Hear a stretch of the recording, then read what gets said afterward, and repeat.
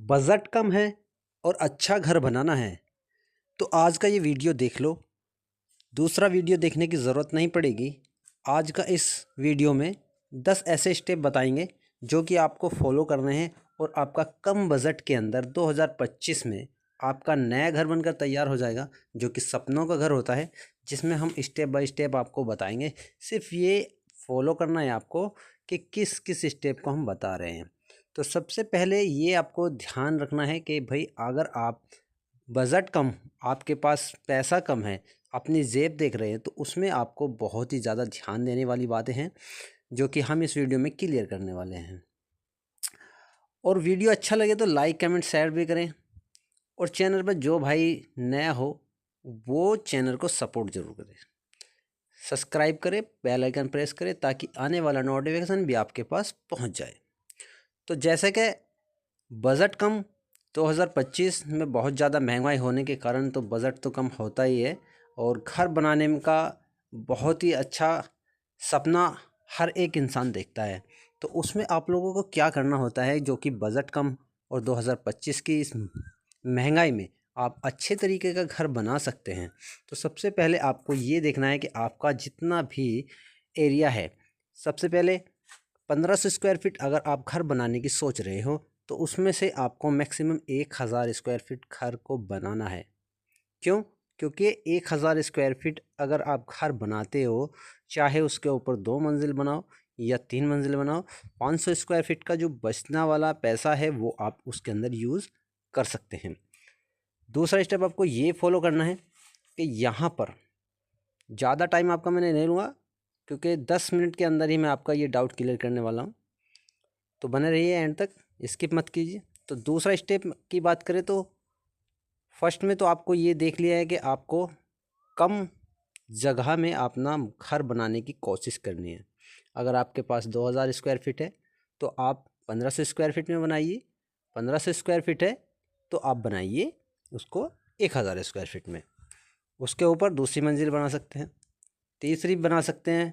लेकिन in future आपको ये सोचना बहुत ही ज़रूरी है कि आने वाले समय में अगर आपके पास पैसा आता है तो जो घर आप बना रहे हैं उसके अंदर जो पिलर्स देते हैं, बीम डलते हैं, वो उस अकॉर्डिंग से डलने चाहिए जो कि आपको सेकंड फ्लोर में बनाने में कामयाब रहे, ताकि पैसा वेस्ट न जाए।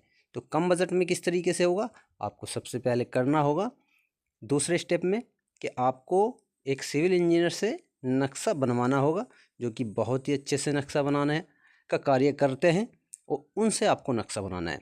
बहुत ज़्यादा लोग कंफ्यूज भी हैं कि उससे बना लो, उससे बनवा लो। बहुत कंप्यूटर ले बैठे हैं बाज़ार के अंदर, लेकिन आपको ये सजेस्ट करना है, ये ज़रूर देख लेना है कि भाई हमें किस बंदे से नक्शा बनवाना है, किस आर्किटेक्चर से नक्शा बनवाना है। आप उसका थोड़ा साइड विजिट भी कर सकते हैं, उसका काम भी देख सकते हैं।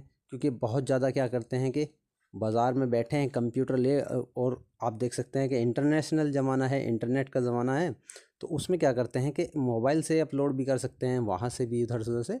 तो उसमें आपको नॉलेज नहीं मिलेगी। क्यों? क्योंकि वो ऐसा का ऐसा ही नक्शा आपको उठाकर दे देते हैं। तो डिजिटल ज़माना जिस तरीके का है तो उस तरीके का वो आपको इसी तरीके से नक्शा उठाकर दे देंगे, और आप उसको ले जाकर अपना मकान में लग जाओगे। तो उससे क्या होगा कि आपको सही से जानकारी नहीं मिलेगी कि आपका कंफर्टेबल साइज़ क्या था और उसके हिसाब से आपको क्या बनवाना था। सेकंड फ्लोर में अगर आप बनाते हो तो फिर उसमें आप दिक्कत में आ जाते हो कि उसका जो हमने प्लेंथ बीम या उसके ऊपर पिलर पिलर के ऊपर बीम जो भी डलवाए थे वेस्ट चले भी जाते हैं, क्योंकि अच्छे स्ट्रक्चर नहीं बनवाया है। उसका फ्रेम बनवाने के साथ साथ उसमें जो नक्शा बनवाया है वो अच्छे तरीके से नहीं बन पाया है। तो ये मिस्टेक आपको नहीं करनी है। दूसरा स्टेप आपको फॉलो कर लेना है। तीसरा स्टेप ये आपको फॉलो कर लेना है कि आपको जितना भी कॉन्ट्रैक्टर का काम है वो अच्छे से अच्छी कॉन्ट्रैक्टर को ध्यान में रखते हुए देना होगा। क्योंकि जहाँ पर आप अपना घर का काम करा रहे हो, सपनों का घर बना रहे हो, उसमें बहुत ही ज़्यादा कन्फ्यूज़न ये रहता है कि अरे जो कम रेट में कर रहा है उससे काम कराओ। लेकिन ऐसा कुछ नहीं।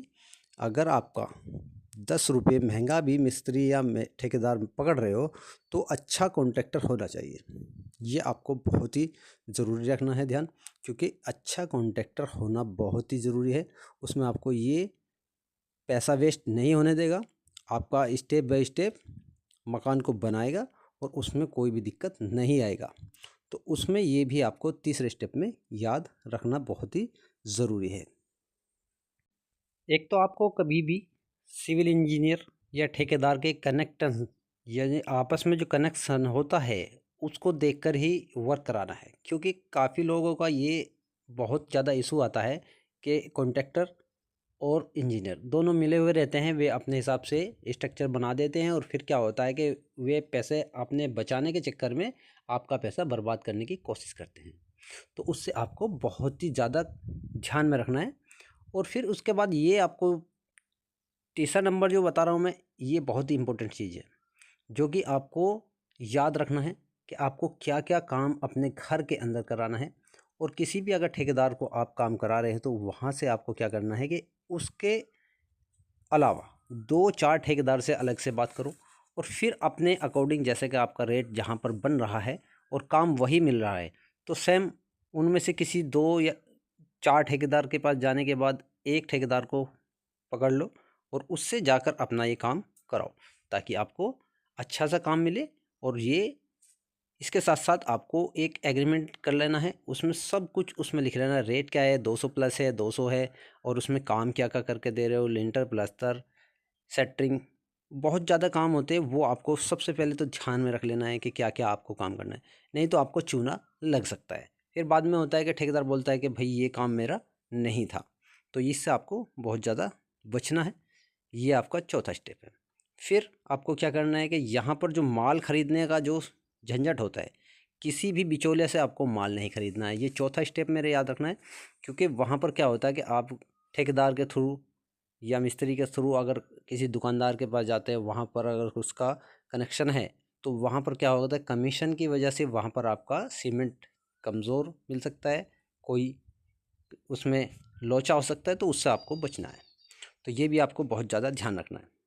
फिर आपको ध्यान रखना है कि आपका अगर जो ईंटा आ रहा है तो ईंट वाले कनेक्शन में भी आपको यही ध्यान रखना है, मटेरियल कोई सा भी हो उसमें आपको बहुत ही अच्छे से पांचवा स्टेप आपको ये फॉलो करना है कि ज़्यादा डिज़ाइन के चक्कर में नहीं पड़ना है। कुछ लोग डबल स्टोरी बनाते हैं, कुछ लोग सिंगल स्टोरी बनाते हैं, उसको देखकर आपको ये कंफ्यूज नहीं होना कि इसके जैसा ही मुझे बनाना है। तुम अपना पैसे को अपने यूज़ करने वाले हो, तो ये स्टेप आपको याद रखना है कि आपको मैक्सिमम हिसाब से ही अपना काम करना बहुत ही ज़रूरी है। फिर छठा स्टेप आपको ये याद रखना है कि यहाँ पर जो भी आपका मटेरियल कॉस्ट आने वाला है, जितना भी मटेरियल आपका ठेकेदार से बताया है, ठेकेदार ने बोला है कि इतना ईंट लगेगा, इतना सीमेंट, इतना सैंड, इतना सरिया लगेगा, वो आपको इकट्ठा लाकर डाल देना है, क्योंकि बार बार का जो किराया होता है उससे आप बच जाते हैं और वहाँ पर आपको ज़्यादा खर्च नहीं आता है, तो उससे भी आपको बचना है। तो 7 स्टेप बताएंगे, तो 7 स्टेप में आपको शटरिंग का भी जो वर्क होता है उसको भी अच्छे से कराइए, ताकि आपका जो छत है, छत में दोबारा कभी भी ऐसा क्या होता है कि वहाँ पर सीलिंग या उसका पीओपी का प्लास्टर कराना पड़ता है, उसमें आपको कन्फ्यूज़न होती है। तो ये भी आपको ध्यान रखना है। मत कीजिए, वीडियो पूरा देखिए, अभी 3 स्टेप बाकी हैं। 8वें स्टेप में यहाँ पर ऐसा बताने वाला हूँ जिसमें आपको बहुत ज़्यादा कन्फ्यूज़न होती है कि मकान का जितना भी खर्च आने वाला है उसमें क्या होता है कि हर आदमी अपनी जेब के अनुसार चलता है। वहाँ पर मैंने बताया कि किस किस तरीके से आपको स्टेप फॉलो करने हैं, इस वीडियो को बैक करके भी देख सकते हैं। तो फिर इसमें 8वें स्टेप की बात करें तो यहाँ पर आपका 500 स्क्वायर फीट, अगर एक छोटा सा स्क्वायर फीट ले लेते हैं तो उसमें आपको बताते हैं कि 1500 स्क्वायर फीट का खर्च आता है। 500 स्क्वायर फीट गुना कर दीजिए तो 75 यानी 7,50,000 रुपये आपका 500 स्क्वायर फीट में खर्च आने वाला है, विद प्लास्टर, लिंटर और लेबर खर्च, सारा खर्च। तो इसमें आपका इंटीरियर ही सेट नहीं होगा, बाकी आपका सब कुछ सेट हो जाएगा 1500 स्क्वायर फीट में। यूपी में इतने ज़िले हैं, सब में जितना भी आपका उत्तर प्रदेश के अंदर है सबका यही रेट है, 1400, 1500, 1600, 100-150 का अंतर आता है, ये आपको ध्यान रखना है। 9 स्टेप की बात करें तो 9 स्टेप में आपको ये ध्यान रखना है कम से कम, जैसा कि आपका सिंगल या 2 स्टोरी है तो उसके हिसाब से ही आपको पिलर लगाने हैं, जिसमें आपका काफ़ी पैसा 1 से 1.5 लाख रुपया बच जाएगा, क्योंकि ज़्यादा बड़ा एरिया बनाते हैं तो उसमें ज़्यादा पिलर लगते हैं, तो वहाँ पर भी आपका फाउंडेशन का बहुत ज़्यादा याद रखना है। 10 स्टेप भी आपको बता रहे हैं, यहाँ पर ध्यान दीजिए। घर के अंदर जितना भी प्लास्टर वर्क करा रहे हैं, जितने भी चिनाई वर्क कराएंगे, तो उसमें आपको बहुत ज़्यादा ध्यान रखना है। सबसे पहले ध्यान रखना है आपका तराई, दूसरा ध्यान रखना है आपका सीमेंट का रेशियो। चिनाई में कितना रेशियो लगता है, प्लास्टर में कितना रेशियो लगता है, ये आपको बहुत ज़्यादा ज़रूरी है। ये 10 स्टेप है जिसमें आपको कंफ्यूज नहीं होना है कि आपको रेशियो क्या रखना है। फिर इसके ऊपर ध्यान रखना है कि आपकी छत में रखने वाला रेशियो क्या है। अगर ये आपको नहीं आता है तो कमेंट करके, और इसके लिए भी नेक्स्ट वीडियो अलग से बना के दिखाएंगे हम तुम्हें कि एक एक स्टेप के साथ चिनाई में आपको कौन सा रेशियो सेट करना है और प्लास्टर में आपको कौन सा रेशियो सेट करना है, और लिंटर में आपका रेशियो आप जानते ही हो। तो अगर नहीं पता है तो कमेंट करिए, लाइक कीजिए, और चैनल पर जो नए हैं तो चैनल को सब्सक्राइब कीजिए बेल आइकन के साथ, ताकि आपको आने वाला नोटिफिकेशन आता रहे। तो मिलते हैं नेक्स्ट वीडियो के साथ, तब तक के लिए बाय।